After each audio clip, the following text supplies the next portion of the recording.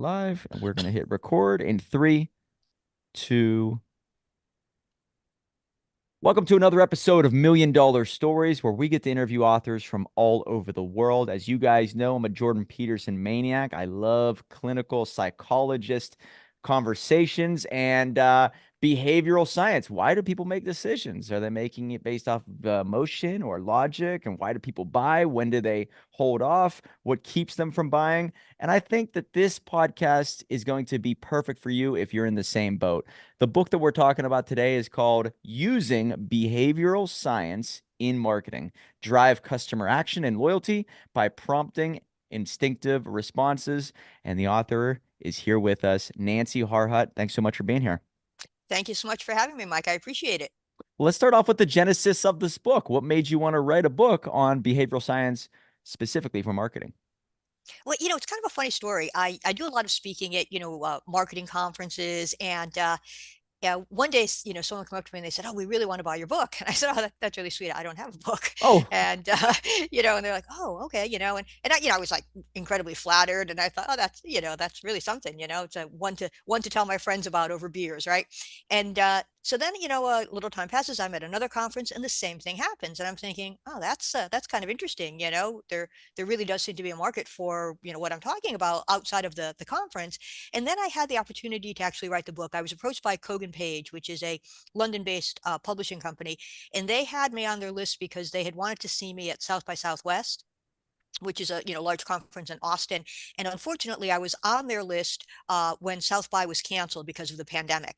So they reached out to me and they said, "Hey, listen, we're not going to be able to see your session, obviously, because there are no sessions. But would you be interested in submitting a proposal on the topic of to do a book?" And I was like, I think I would be interested. So I submitted the proposal. They greenlit it, whatever they okayed it. And, the rest is history. I wrote the book. And, what's great is it allows me to not only share what I have found works over, a lot of researching and testing and experimentation just kind of swapping stories with the marketers and delving into the research.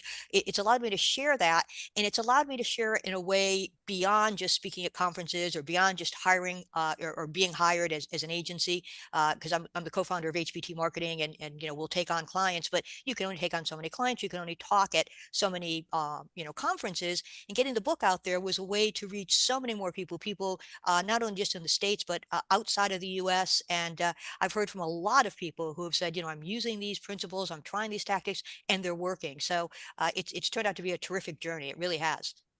so when you're helping businesses maybe understand the decision making of the customers, I would assume it's really all about understanding the brain and how it works, whether it's dopamine or just emotions in general.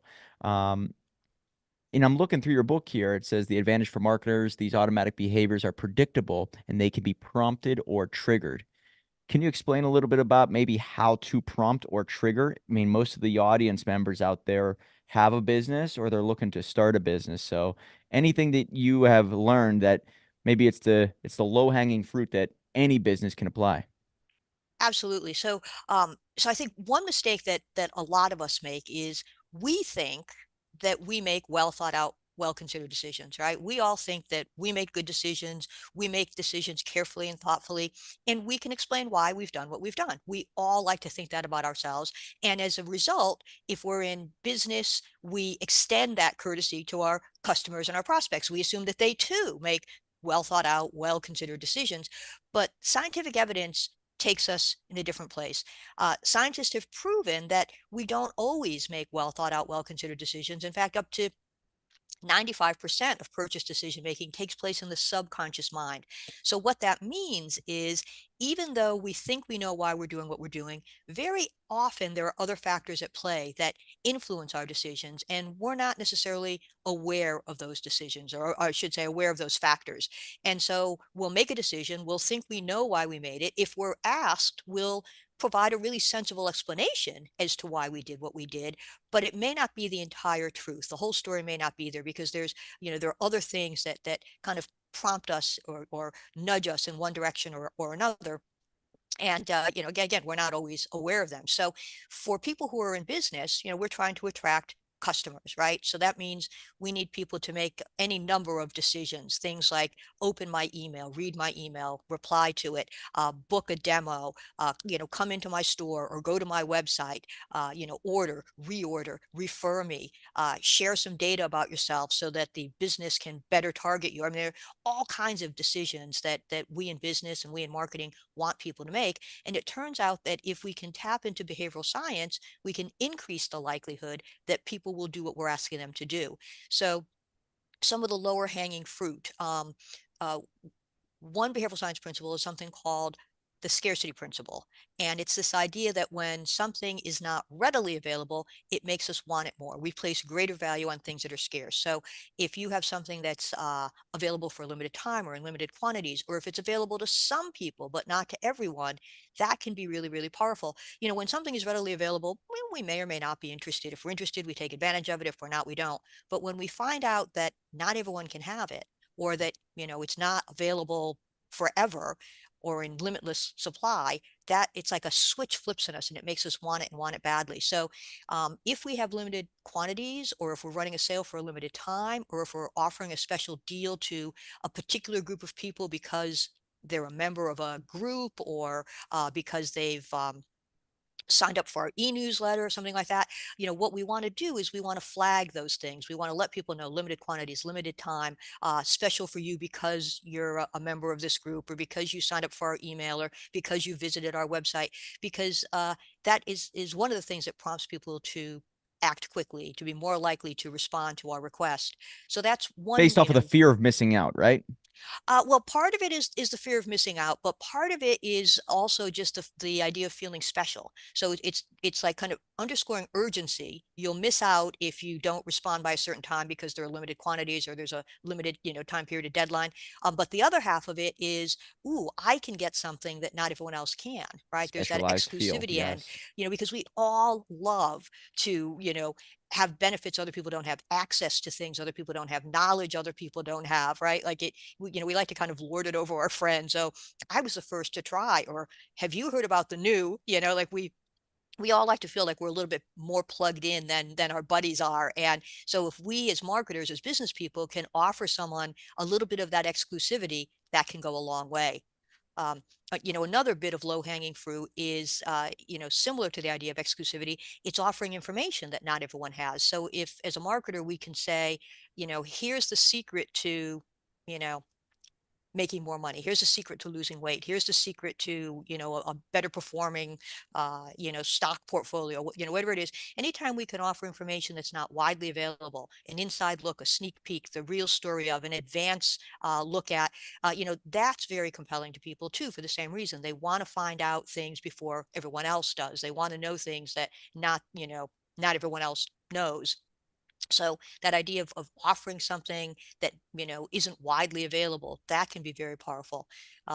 Another thing that we can do is we can provide the reason why. Behavioral scientists have found that people are more likely to do what we ask them to do if we give them a reason why. And a lot of times, Mike, in business, we think, well, if we tell people about our product or service, we give them the features and the benefits, we tell them where they can get it, and maybe we even tell them what the price is, we're done, right? We've given them everything they need to know.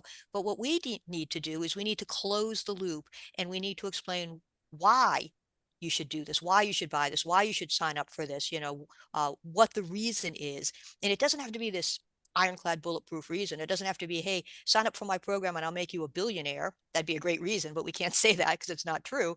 But sign up for this because we think you'll find it beneficial. Sign up for this because it's helped other people like you. Just having the reason is really critical. It's almost more important than what that reason is. Yeah. And so what you just said there, it makes so much sense with even our company. Whenever we first started, I was saying you need to write a book, right? Hey, get a book done, right? And so that's what we do. We've published many entrepreneurs' books. And so that was great, but it became easier to help them once they understood all of the back end stuff, the speaking gigs, the podcast, the software, the automation. And so you're able to kind of give them the game plan. Here's what, here you should write a book. Well, this is how you do it. We'll do it for you.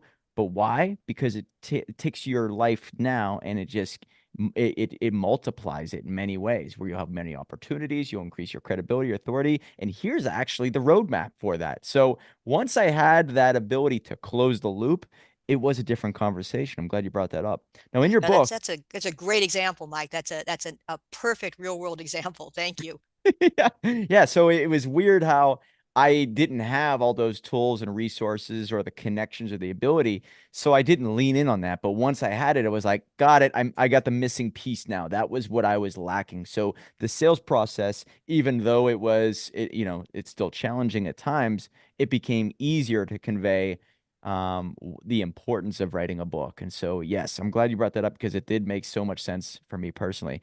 But in your book, you talk about Canadian neurologist Donald B. County, I believe is County. I think that's how you say it. Puts a fine point on exactly why what was referenced is so important. He explains that the essential difference between emotion and reason is that emotion leads to action, while reason leads to conclusions. I think that's an awesome way to put it, right? Action. All we're trying to do as marketers and sales reps or business owners is to increase action, not only within the team, but within the clients to actually do business with us. So if you want to be a great marketer, just understand human emotions. And I believe, and this is where I get it from Jordan Peterson's book, there's fears or there's needs and there's wants, right?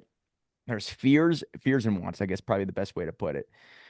And when they broke it down, rats are automatically more afraid of cats than anything else, even if they've never met a cat before. And they timed two different rats of going through a maze. One was starving, so they put a piece of cheese at the end of the maze and they timed the rat to go through the maze to get to the cheese to survive.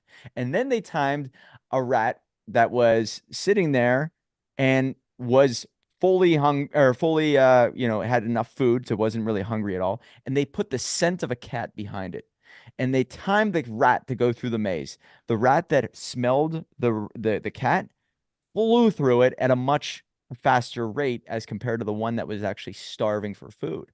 And what it showed is that people's emotions are really based off of what they fear more than anything else. And so fears drive people. Fears drive the human brain because rats and human brains are very similar.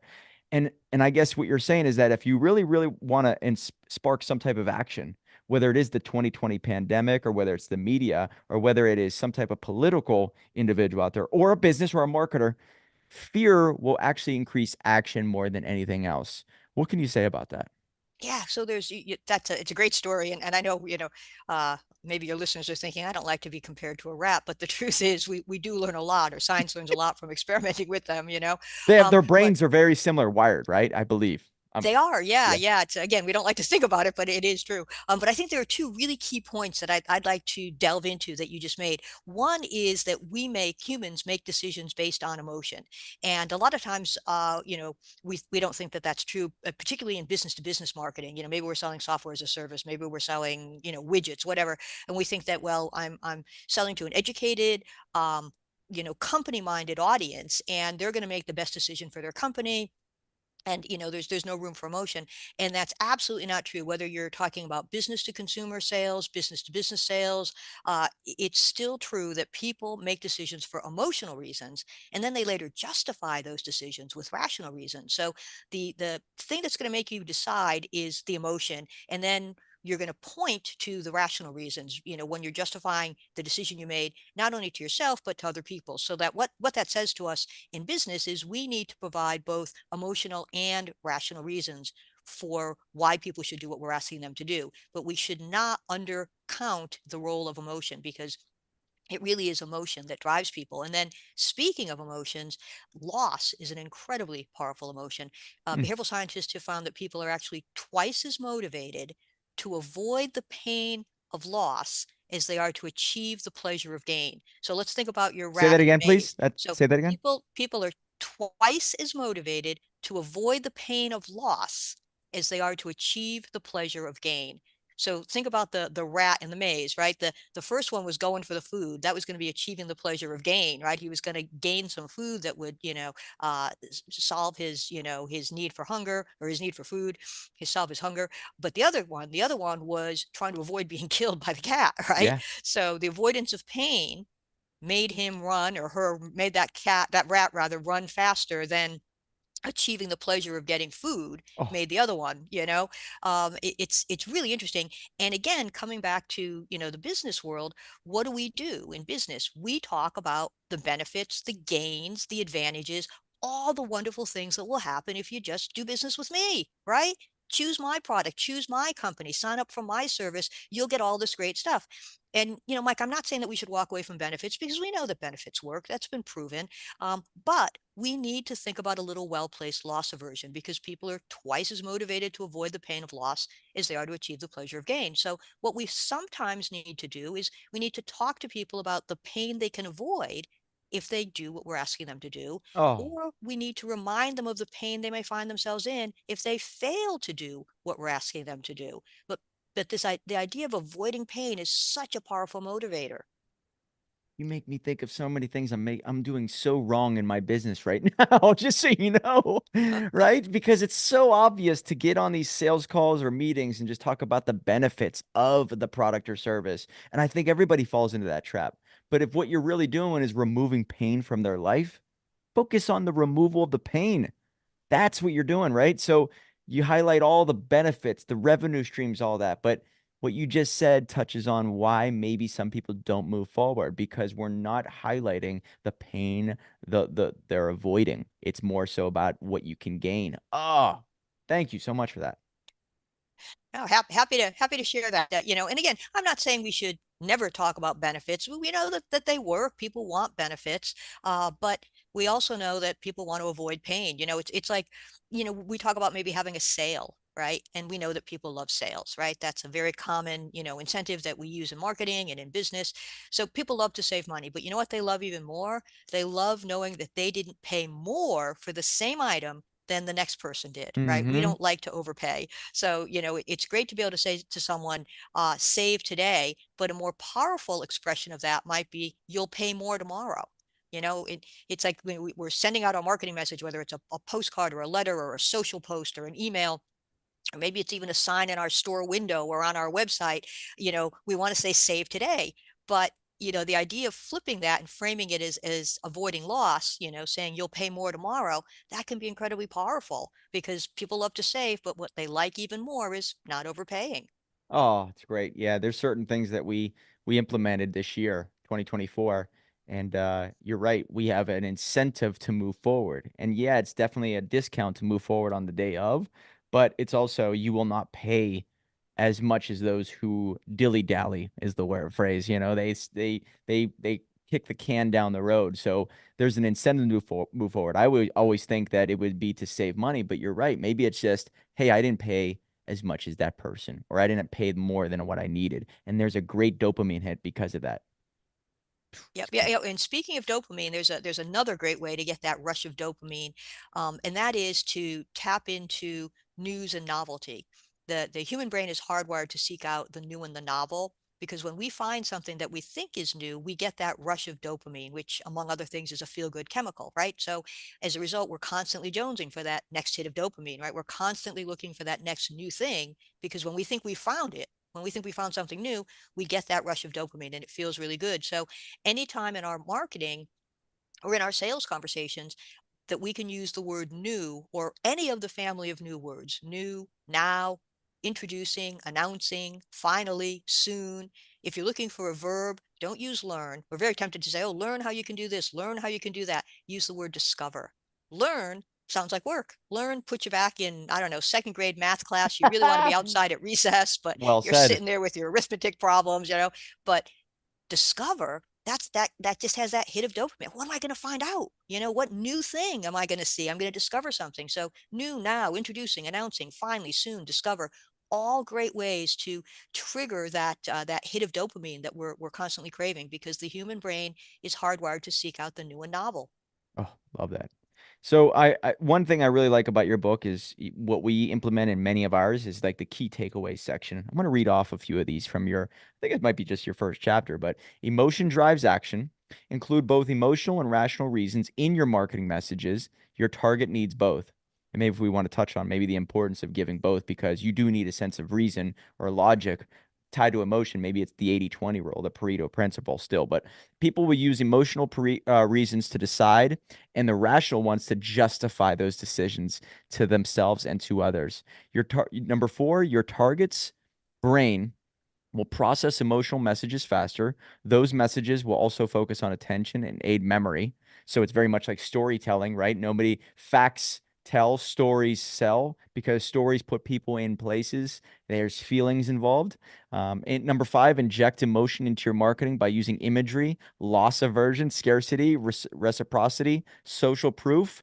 Oh my God, this is very much like Influence by Robert Cialdini and storytelling. Glad you brought that up. We can talk about the importance of storytelling in marketing. Emotion is needed even in B2B marketing and even for highly educated audiences. Forging an emotional connection or triggering an emotional hot state makes it easy for you to persuade people. My God, is that so common in whether it's you're watching the TV and there's an advertisement for some type of pharmaceutical new solution. I mean, it's so spot on with that.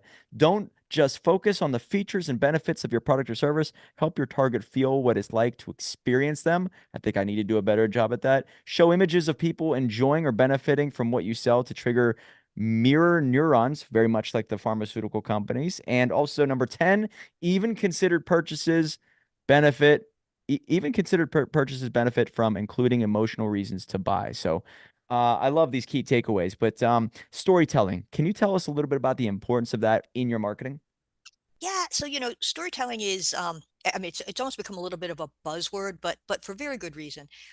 Storytelling is really beneficial for us as marketers. So when you think about it, stories were how information was passed from generation to generation before the written word, right?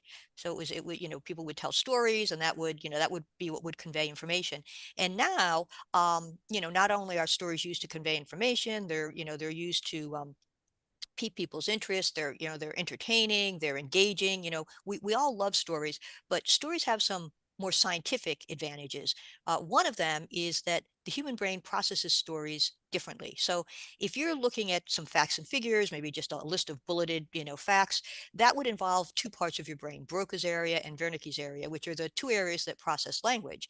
Hmm. But when you start to tell a story, it involves other parts of your brain. If I told the story of how I went out for a run this morning and I tripped over a tree branch and I face planted on the sidewalk and I broke my nose. That has a lot of action words and that would trigger the motor cortex in my brain. Or if I was more truthful and didn't say that I went out for a run this morning, but instead said that I woke up to the smell of hazelnut coffee wafting under my bedroom door, right? Well, that would activate the olfactory cortex in my brain, which is, involved with the sense of smell. But basically, the net here is the more parts of your brain that get activated, the better you understand the information and the longer you retain it. And of course, when we're in business, we obviously want people to understand our sales proposition and we want them to remember us because maybe they'll buy in the moment, but maybe they don't have a need in the moment. But, when the need arises, we want them to think of us. So the idea of telling stories, is very helpful in that respect because, again, people better understand the information, they better remember it.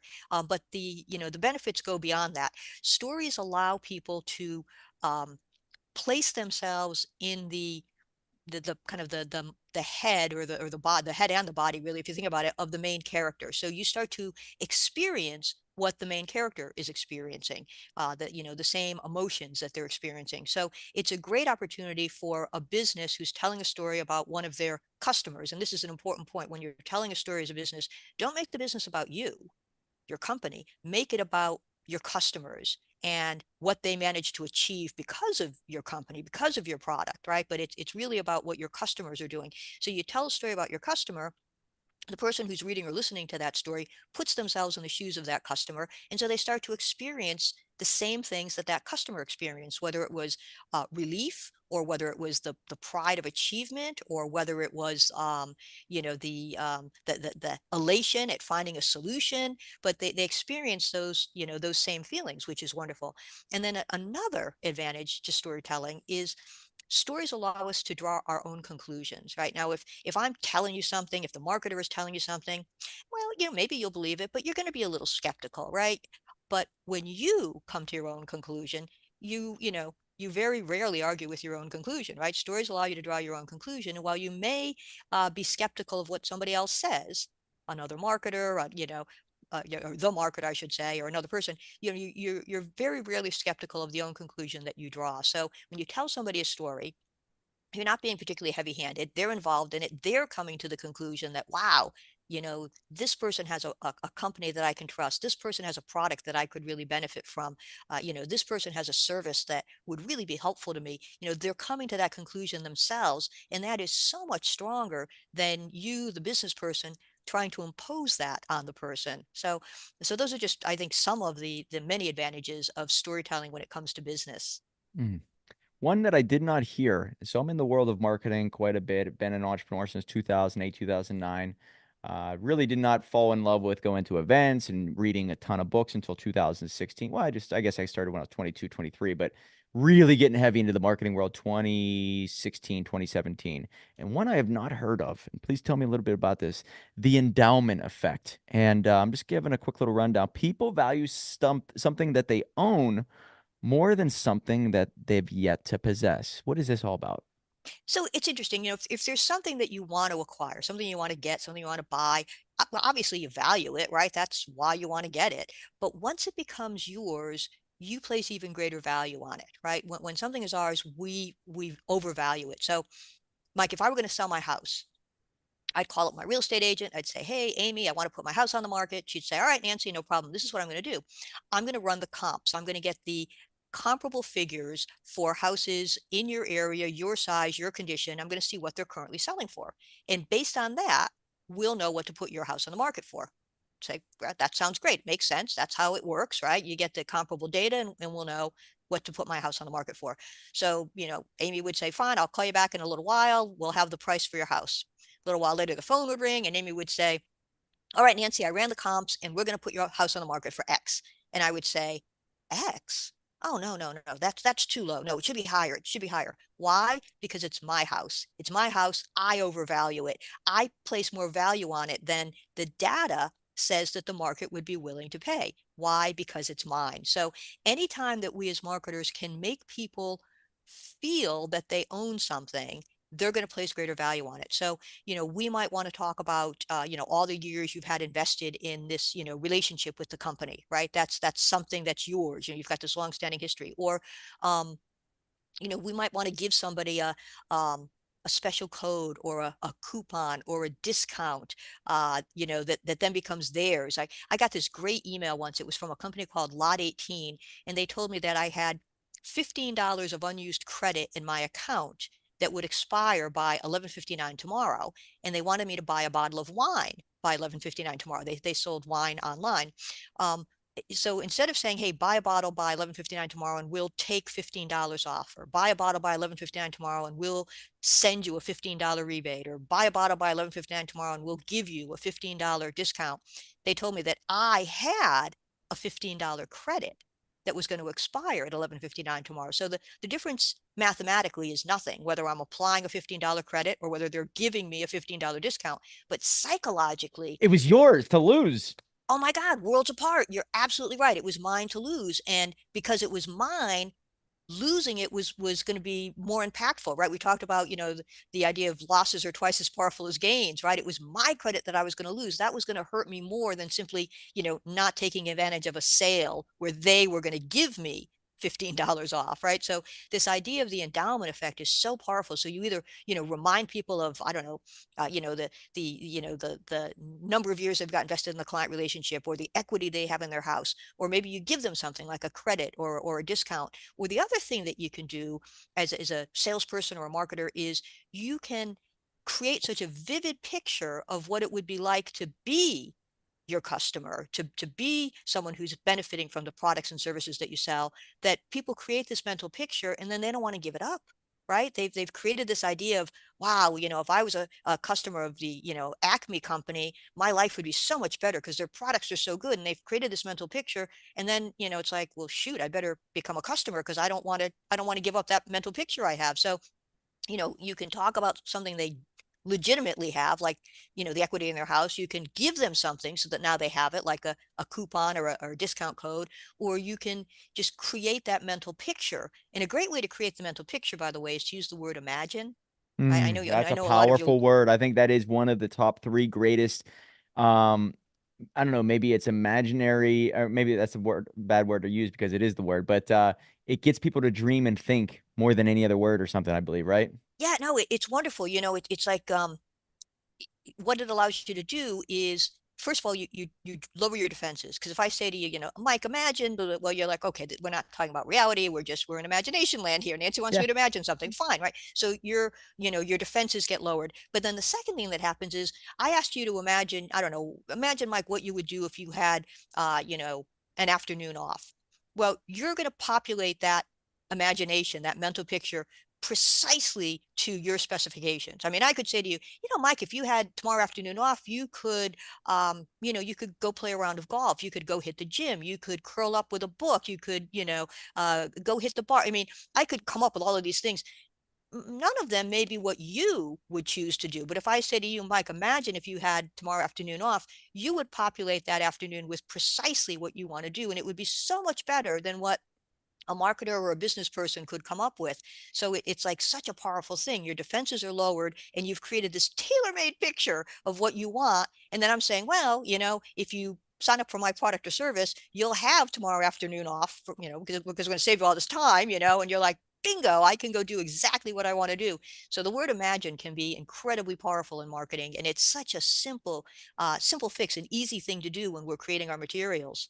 So man, we're doing a lot of things right, is what I've realized. But one of the first questions we ask our clients before they even start the book process, like, I think we actually use the word imagine, but I mean, sometimes we ask them, if the book was done in your hands right now, what would you do with it?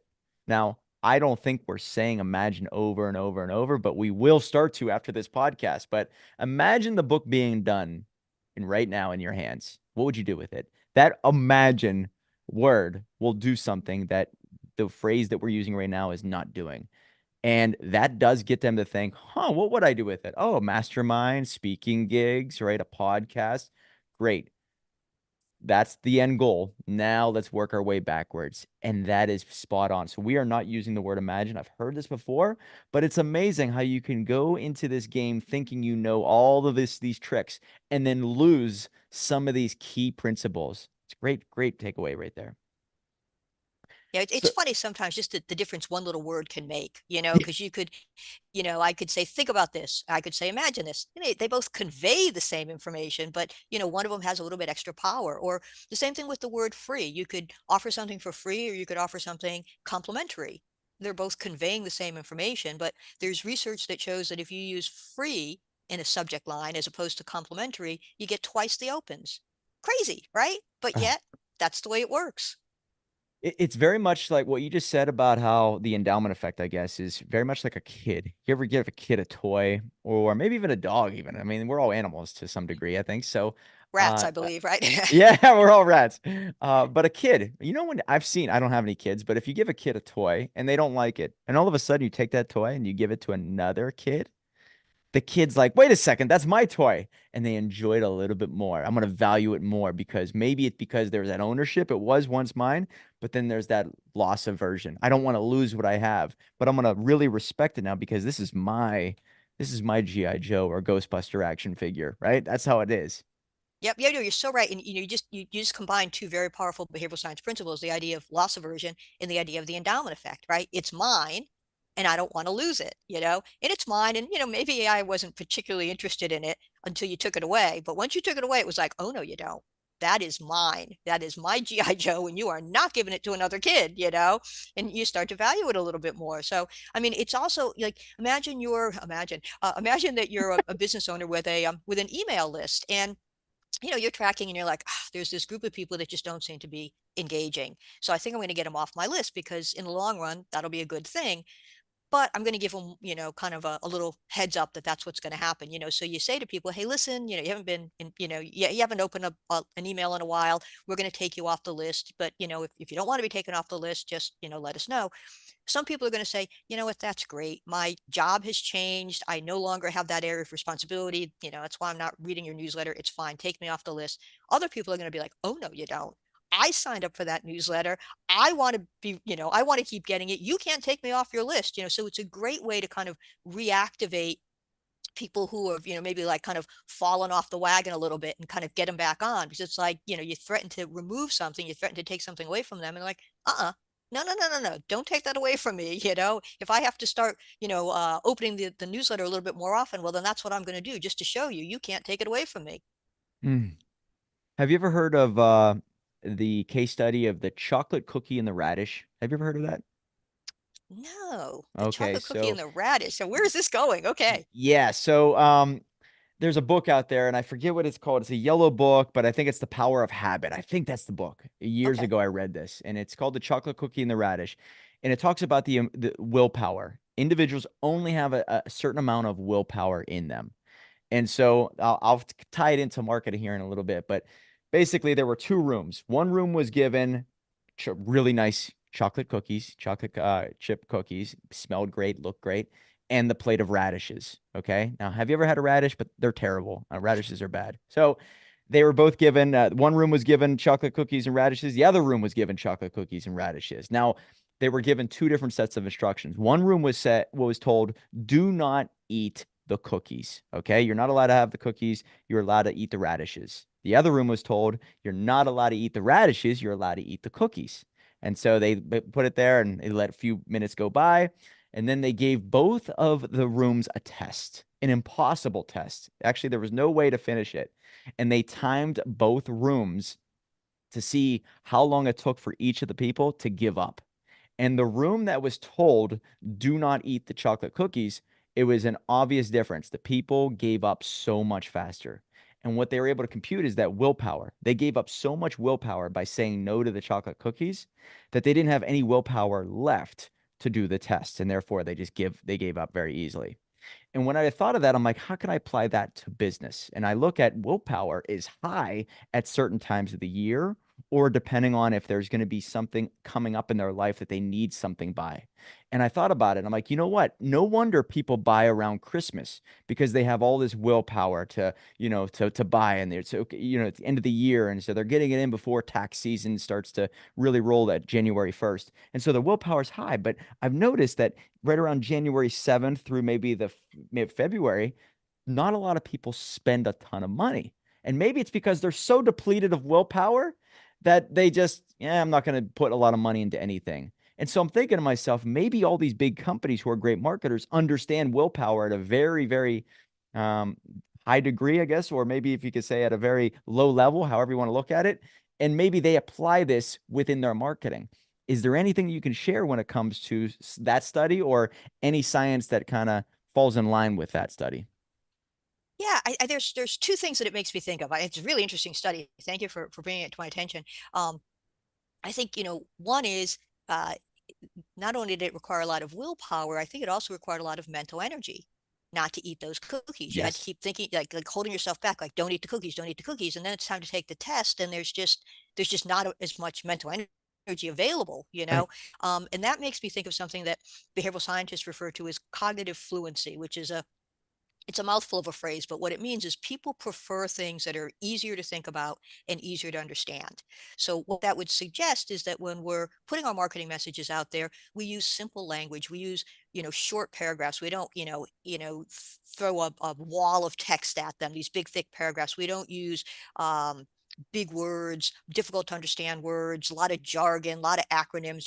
We want to make it as easy as possible for people to understand our messages because people prefer that. But not only do they prefer things that are easier to think about and easier to understand, they also um, judge them to be more truthful and more accurate, and they feel more confident in their ability to make a decision about them. And at the end of the day, in business, that's what we want people to do. We want them to make a decision in our favor, right? So anything we can do to make it easier for people to decide in our favor is what we want to do. So, so the idea of cognitive fluency, of using simple, easy to understand language, plenty of white space so you can look at something, kind of get it at a glance. That's a really good thing. And then the other thing that your recent story made me think of, especially because you said, well, it's beginning of the year, like right, Christmas, people spend all this money beginning of the year, and then like maybe by the second year in January, everything falls off. There's something called the fresh start effect. Are you familiar with this? No, no, this is fascinating though. So, well, what behavioral scientists have found is there are different periods in our lives where we kind of close the chapter on who we used to be, and we open the chapter on this new person we're going to become. Um, they're called temporal landmarks. So you think about, New Year's, that's like a perfect example, because what do we do on New Year's Day? We start with all of our resolutions. We're going to hit the gym. We're going to stop smoking, and by like mid-January, nobody's at the gym. People are puffing away. Whatever, like we just can't last that long. But at the time we make the resolution, that New Year's Eve, New Year's Day, that's one of those temporal landmarks. We're like, okay, maybe Nancy 2024 wasn't fabulous. Maybe I fell short here or there. I tried, but I failed. I wasn't, but Nancy 2025 is going to rock it, right? I'm New going to be you, great next new year. identity. It's Yes. exactly, it's a fresh start, so New Year's is a perfect example. Your birthday is a perfect example.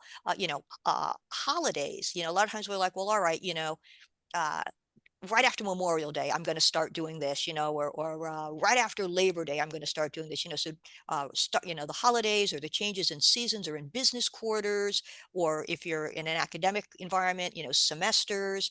But even the beginning of the week, like a Monday, can be a fresh start effect. Okay, like no one says, all right, I'm going to, stop smoking starting on Thursday. No, they're like, starting next Monday, I'm going to give up cigarettes, right? Like, so this idea of temporal landmarks and fresh start effects are, is really interesting. And so when we're trying to get somebody interested in using a new company or a new product or a new service that we have to offer, thinking about pegging it to some kind of a temporal landmark, whether it's your birthday, your anniversary, your graduation, your retirement, whether it's a holiday like the beginning of the new year, or it's your, the beginning of a season, or maybe it's your birthday, like, or it's just the beginning of the week, or maybe your product or service is really ideal for the weekend, in which case, Saturday would be a temporal landmark because it's the beginning of the weekend.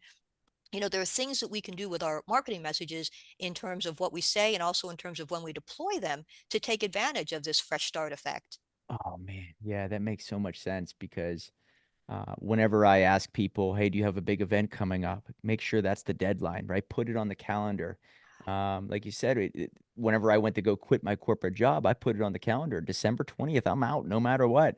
These are fresh start dates. You can manufacture them, or they're in stone already with your birthday, a holiday, an anniversary, right? Or I'm graduating, or I'm going to the beach, right? I'm gonna get fit by this date before I hit the beach. So yeah, if you can help people manufacture them or build your business and market around those days, you can win big.